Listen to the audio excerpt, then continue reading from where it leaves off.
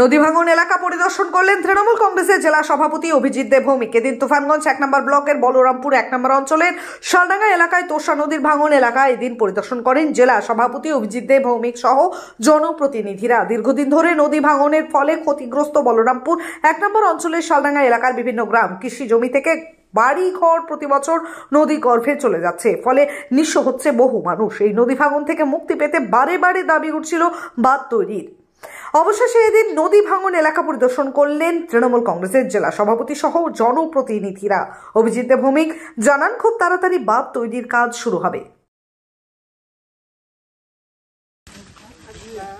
আমাদের বার্তাটা মানে পৌঁছেই নাই, আমরা যত আন্দোলন করতেছি এখন এলাকার লোক তো ঠিক হয়ে আছে, কত করতে চাই না করতে আমরা করতে দিই, আমরা দলের একটা মান সমান আমরা করতে দিই।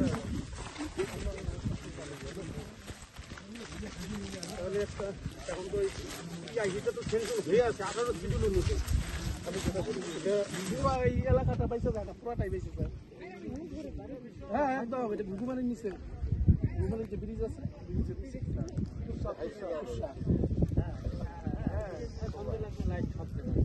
আমরা তল্লিগুড়ি ফায়ারিং করতো না, আমাদের এইখানে কাপাকাপি শুরু হইতো। এই যে এইখানে আমরা আন্দোলন করতেছি তো 5-6 বছর থেকে, ওই জায়গায় যখন এই গ্রামটা ছিল তখন থেকে আমরা আন্দোলন করতেছি, কিন্তু গ্রামটা এখন ভাঙিয়ে ছিল, সব এদিকে আসছে, এখন এইটাও চলে যাবে।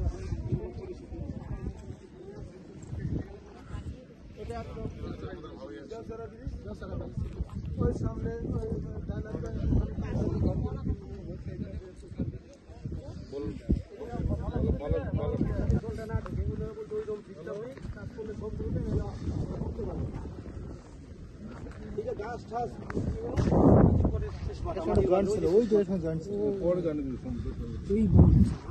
বর্ষার সময় যেভাবে ভাঙে,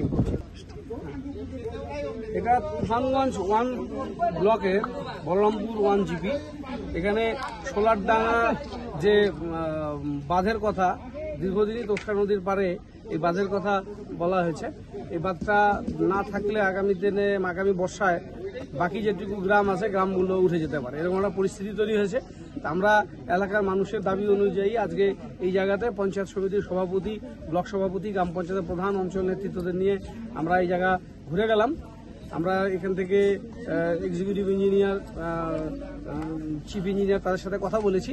এটা রিশিডিউল করতে হবে, যে শিডিউলে টেন্ডার হয়েছে তাতে রেট ভ্যারি করছে অনেক, তার ফলে অনেক এজেন্সি অ্যাটেন্ড করছে না। এটা 3rd টেন্ডার হবে আগামী সোমবার। 3rd টেন্ডারের পরে এটা যদি যে অ্যাভাব কাজ হবে সেটার জন্য ফিনান্সের অ্যাপ্রুভাল দরকার, এটা ডিপার্টমেন্ট জানা হলো। তার ফলে সেটা একটু সময় লাগবে, কিন্তু বিষয়টা খুব সিরিয়াসলি ডিপার্টমেন্টে যারা আছেন তারা দেখছে, ইরিগেশন দপ্তর এই বিষয়টা সবার নলেজে আছে।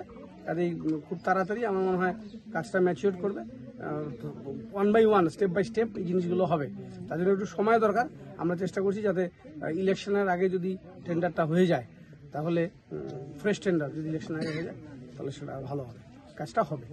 একটু সময় লাগলেও কাজটা হবে। সকলকে একটু ধৈর্য ধরতে বলবো, অনেক বড় মাপের কাজ।